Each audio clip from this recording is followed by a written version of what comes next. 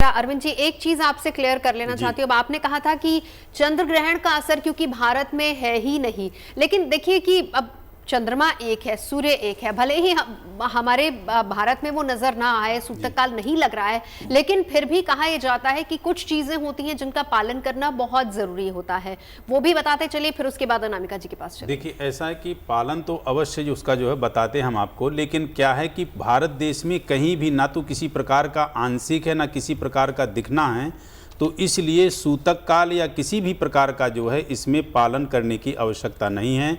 जो होली का दहन का समय है, उस दहन पे आप बड़े विधान से माँ होलिका का पूजन करें और साथ में नरसिंह भगवान का पूजन करें।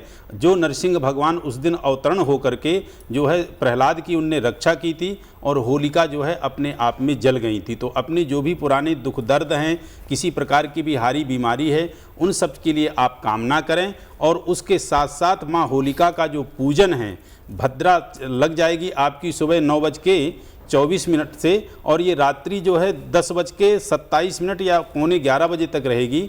तो इस बीच आपका पूजन भी उतना जो है उत्तम नहीं रहेगा करना। यदि आप रात्रिकालीन पूजन करें तो और उत्तम रहेगा। और वहाँ की जो भस्म है, जब होलिका का दहन हो जाता है, उस भस्म को ले आइए और अपने घर में रखिए, और उसका तिलक आप जब किसी विशेष कार्य के लिए जा रहे हैं करके जाएंगे तो आपका वह कार्य बिल्कुल पूरी तरह से सफल रहेगा जिस कार्य के लिए आप जा रहे हैं। और एक चीज़ का विशेष कि अपने शरीर का उबटन यदि आप होलिका दहन में डालें तो उससे भी आपकी हारी बीमारी ठीक होंगी। और साथ में जैसे कि घर से आप जब होलिका दहन में जाते हैं तो कुछ ना कुछ ईंधन लेके जाएं, और जैसे चोकर हो गया, आपकी सरसों हो गई, काली आपकी जो है उड़द हो गई, और लौंग का जोड़ा हो गया, काली मिर्च हो गई, और गाय के गोबर के जो उपले हैं वो लेके जाके होलिका दहन में डालते हैं, तो निश्चित रूप से आपके जीवन में हर एक प्रकार की हारी बीमारी और नष्ट होगी और सदैव आप निरोग स्वस्थ और अच्छा जीवन व्यतीत करेंगे। चलिए आगे रंगों का जिक्र होता है जब हम होली की बात करते हैं, तो केवल रंग नहीं, सिर्फ और सिर्फ एक रंग नहीं। अभी देखिए कितनी अच्छी सी कथा एक आचार्य जी ने सुनाई है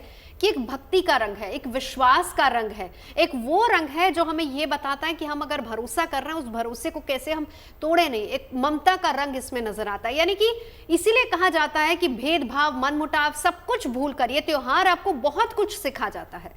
बिल्कुल ठीक कहा आपने नवजोत जी, क्योंकि यही वो वक्त होता है जब हम जितने भी डिस्टेंसेस हैं, जितने भी गैप्स हैं, वो सब मिटाकर सिर्फ दूसरों की ज़िंदगी में जो है हम रंग भरें। होली के दिन कुछ खास बातों का आप ध्यान रखें, क्योंकि उस दिन जो है होलिका दहन की रात को एनवायरनमेंट में बहुत ज़्यादा नेगेटिविटी होती है, तो वहाँ पर आप किसी भी ऐसी चीज़ को ना छुएं।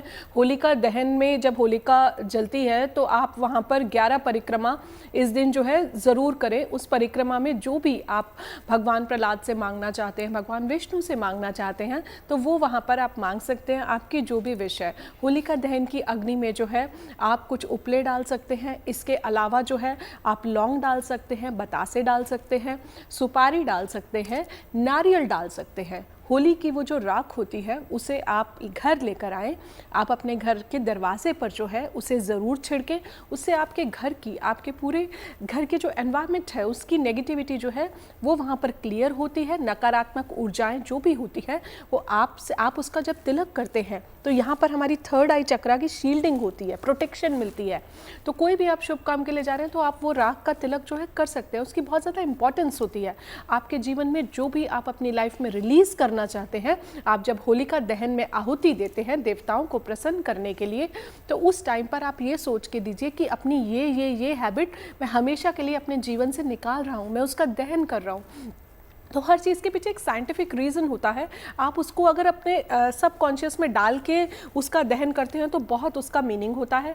आप अपने जीवन में, क्योंकि राधा और कृष्ण के प्रेम का भी जो है राधा रानी के प्रेम का प्रतीक है, तो कैसे आप अपने जीवन में और अपने दूसरों के जीवन में उस प्रेम से, उस घृणा को, उस नफरत को आप रिड्यूस कर सकते हो, ताकि आप सब तरफ जो है रंग फैला सको। इसके अलावा जो है आज के दिन वो जो भस्म है उसे आप तिजोरी में भी रख सकते हैं, एक लाल कपड़े में। आप वहाँ से जो लेके आएंगे उसे आप एक लाल कपड़ा लीजिए, स्फटिक लीजिए, स्फटिक के कुछ फूल, कुछ गोमती चक्र लेके, कुछ कौड़ी लेके आप उसे बांध दीजिए, और उसके बाद आप उसको अपने लॉकर में रख लीजिए। फिर आप देखेंगे कि आपके जितने भी फाइनेंशियल इश्यूज़ हैं, जो भी धन संबंधी जो भी इश्यूज़ हैं, वो कैसे रिजॉल्व होते हैं। छोटी छोटी चीज़ों का बहुत ज़्यादा महत्व है। तो इस प्रकार आप मन से जो है इन रंगों को फील करके मनाएं। कलर्स का हमारे जीवन में बहुत इम्पैक्ट होता है। अलग अलग रंग का अलग अलग महत्व। एस्ट्रो तक ऐप पर आपको मिलेगा भविष्य से जुड़े हर सवाल का जवाब। डाउनलोड कीजिए एस्ट्रो तक ऐप और चुटकी में जुड़िए इंडिया के बेस्ट एस्ट्रोलॉजर से।